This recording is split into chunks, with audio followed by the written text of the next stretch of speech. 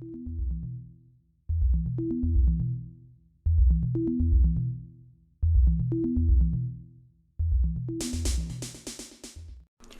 everyone, it's me, Krista. Welcome back to my channel if you've been here before. If not, welcome for the very first time to my little art corner here on YouTube.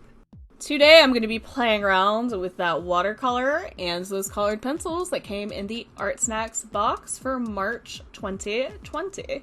For inspiration, I decided to look at some paintings of Ophelia from Hamlet, and I wanted to keep some elements of those classical paintings with really long, extended, very defined sort of neck. But because of all these greens and the dark lines that we're going to be pulling in, I love using those colors for something a little spookier. So I decided to use some of the poses from those paintings as a starting point, and then throw in some spookiness with the colors, and then do some spiral hair a la Uzumaki. The paper I'm using for this project is Bruyneel, and it is some rough watercolor paper. They're like little postcards, and they are 10.5 by 4.1 inches. This paper came in a sketch box, and I actually really like it for watercolor, and I knew with these colored pencils being as pigmented as they are that it would work pretty well. And the colored pencils I'm talking about are the Bruyneel Expression colored pencils in a set of 4. I got some blues and greens. And the watercolor I got is an olive green, and it is Rembrandt watercolor. I know Artsnacks sends out some different colors. Let me know in the comments down below what color set colored pencils you got and what color you got in the watercolor paint, and if they work together. Here we have more of that sketch coming in. I actually like how the hair looks much better in the sketch than I do after I ink it and get the colored pencils in. It has more movement in this than it will later. I actually want to do something like this, but larger and just using watercolor. I think it'll be pretty if I do that. In here I'm just doing an initial layer using the watercolor in that lovely green. Beautiful pigment. This has a lot of water added to it because it is very pigmented. Also, if you're going to do something like this, make sure you tape down the paper before you add any of the watercolor. As you can see, it's curling a little bit. I'm pulling in a hairdryer to dry that very quickly. I'm going to use some masking tape to tape down the edges, and then I'm going to put watercolor all over it again to help straighten it out a little bit. This is a different kind of masking tape than I normally use. It's a little stickier. So what I did is I basically pressed it against my jeans a couple times and peeled it off to help bring that tack down a bit more. This Royal and Langnickel Menta Series 88 brush, I like it. I like the fact that it comes to a little bit of a point where you can control it a little bit better, but the sides are pretty broad, so you can do some very quick washes with it as well. It's pretty versatile considering the size of it. And now I'm going to start going in with that graphic brush liner. It's a nice liner, the black is really deep. For something like this, I should have also pulled in a smaller liner so I could control the lines a little bit better. This one's a little chunkier, so some of the lines weren't as thin and delicate as I would have probably liked them to be for something like this. I do still really like it though. I did not really test how waterproof it was. I completely forgot about that. It claims it is. Let me know down below if you tried it and put the watercolor over the liner. I tend to do background colors first and then line. And I did it in this specific order because I wasn't sure how well the marker would go over the colored pencil. So I decided to start with a base layer of watercolor, go over it with this black liner, and then pull in some colored pencils. I actually really liked these colored pencils. I think they're nice and pigmented, they blend very well, and you can get different effects with them pretty easily. They also layer pretty darn well, and considering this is a very rough watercolor paper, they worked awesome. I also really liked the color selection between the watercolor paints and with the colored pencils. There was enough variety, but the colors are all still very cohesive together. They work well and nothing is too similar. It was very easy to get a variety of shades, and with that black marker especially pulled in, I could get some super dark darks.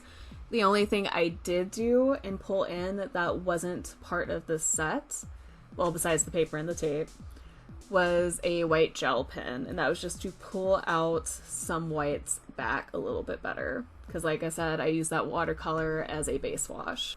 Also, this particular black liner worked very well over the colored pencils. Sometimes with colored pencils, because of how waxy they are, markers don't go on top well at all.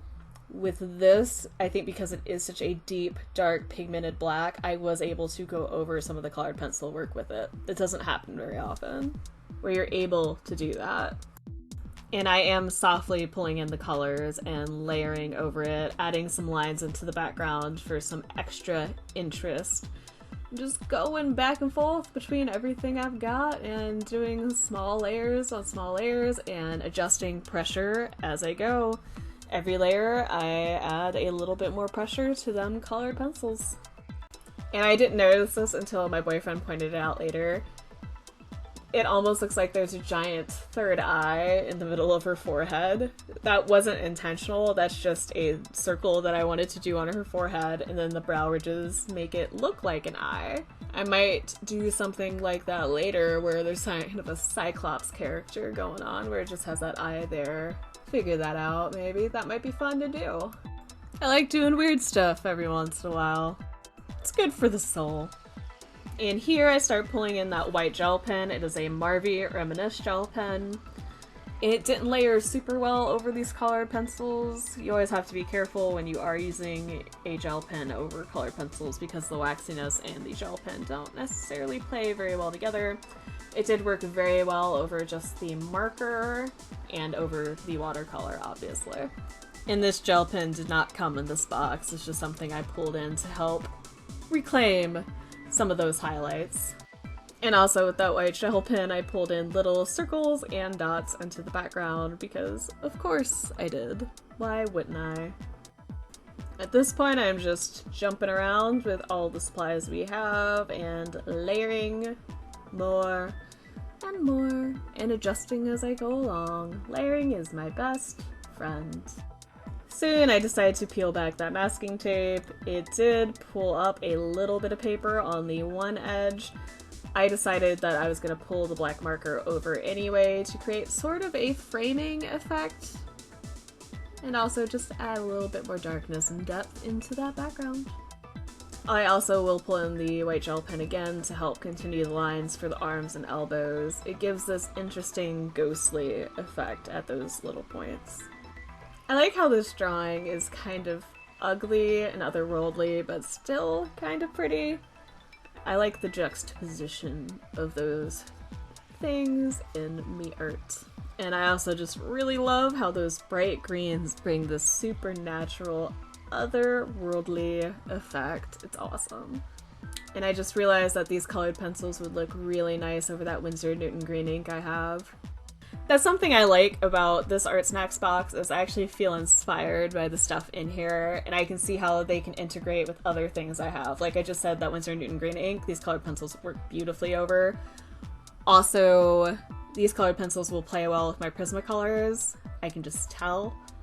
Texturally, they're fairly similar. I'm excited to use them again. It's nice when you get subscription boxes like this and you play around with them and you're hit with a bunch of ideas of what they will work well with, and you know you're going to use the items in the future on some other stuff. And I felt more inspired by this Artsnacks box and the January one. We skipped February because I moved, but those two boxes hit me with a bunch of inspiration, and I'm actually preferring Artsnacks to Sketchbox right now for that exact reason. So in conclusion, I liked this box a lot. The Rembrandt watercolor is super pigmented. It's a nice color. I can definitely see myself pulling it in when I do decide to do watercolor work. The Royal Langnickel Menta Series 88 brush is fairly versatile. I can do big washes of color with it and then some detail work. Although I would have liked to use a thinner liner for some parts of this drawing, this graphite brush liner is really nice, and it'll be great for doing some mid-sized, bold, deep black line work. And I really love the colored pencils. I'm definitely going to use those again. Everything played really well together, and whoever put this month's box together, the coordinator, did a very good job with it.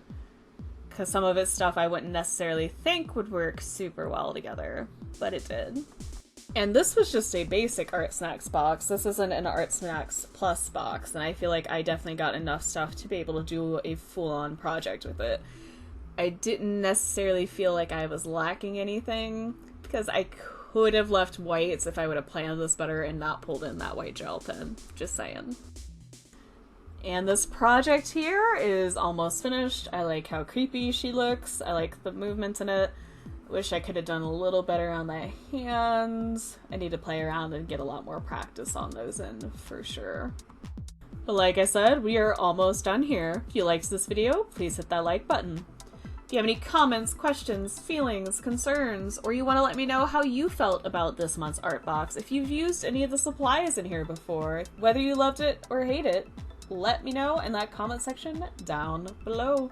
If you want to see more videos like this, please feel free to subscribe. I do Artsnacks unboxings and Sketchbox unboxings once a month, and I do at least one project for each box as well. As always, thank you so much for taking the time out of your busy day or night to watch this video and listen to me ramble. I greatly appreciate it.